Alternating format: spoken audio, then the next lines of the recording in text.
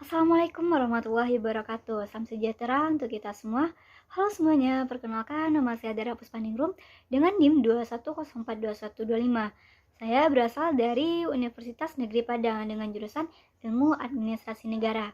Nah, jadi pada kesempatan kali ini saya akan menjelaskan tentang etika dan akuntabilitas pejabat publik. Nah, pengertian etika itu sendiri lebih dipahami sebagai refleksi atas baik atau buruk, benar atau salah yang harus dilakukan, atau bagaimana melakukan yang baik atau yang benar. Sedangkan moral mengacu pada kewajiban untuk melakukan yang baik atau apa yang seharusnya dilakukan. Etika publik merupakan refleksi tentang standar atau norma yang menentukan baik atau buruk, benar atau salah suatu perilaku, tindakan, dan keputusan untuk mengarah pada kebijakan publik dalam rangka menjalankan tanggung jawab pelayanan publik. Adapun pengertian dari kode etik itu sendiri merupakan peraturan yang mengatur tentang tingkah laku dalam suatu kelompok khusus. Sudut pandangnya hanya ditunjukkan pada hal-hal prinsip dalam bentuk ketentuan tertulis. Nah, di sini ada beberapa definisi dan lingkup etika publik. Fokus utama pelayanan publik itu yang pertama, pelayanan publik yang berkualitas dan relevan. Yang kedua, sisi dimensi relektif sebagai penimbang dan alat evaluasi. Yang ketiga, modalitas etika jembatan antara norma dan moral dan tindakan faktual. Selanjutnya ada dimensi etika publik. Yang pertama, dimensi kualitas pelayanan publik. Nah, pada dimensi ini, moral dan etika publik menuntut lebih dari kompetensi teknik karena harus mampu mengidentifikasi masalah-masalah dan konsep etika yang khas dalam pelayanan publik. Yang kedua ada dimensi modalitas. Nah, pada dimensi ini, unsur-unsur modalitas dalam etika publik yakni akuntabilitas, transparansi, dan netralitas. Yang ketiga ada dimensi tindakan integritas publik.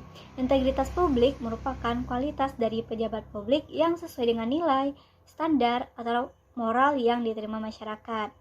Nah, adapun tuntutan dari etika publik dalam kompetensi yaitu etika publik merupakan refleksi kritis yang mengarahkan bagaimana nilai-nilai solidaritas, kejujuran, keadilan, kesejahteraan diterapkan atau dipraktikkan dalam wujud keprihatinan dan kepedulian terhadap kesejahteraan masyarakat atau kebaikan orang lain. Bentuk-bentuk kode etik dan implikasinya. Pentingnya etika dalam urusan publik. Ada dua. Yang pertama, kewaspadaan profesional. Nah, menaati kaidah-kaidah dan peraturan yang terkait dengan kedudukannya sebagai pembuat keputusan. Yang kedua, kewaspadaan spiritual. Pada kewaspadaan spiritual ini, penerapan nilai-nilai kearifan, kejujuran, keuletan, sikap sederhana, hemat, bertanggung jawab, serta akhlak dan perilaku. Dengan rumusan kode etik yang baik yang diikuti sebagai pedoman bertindak dan berperilaku, para pejabat akan melihat kedudukan mereka sebagai alat, bukan sebagai tujuan. Implikasi kode etik dalam pelayanan publik.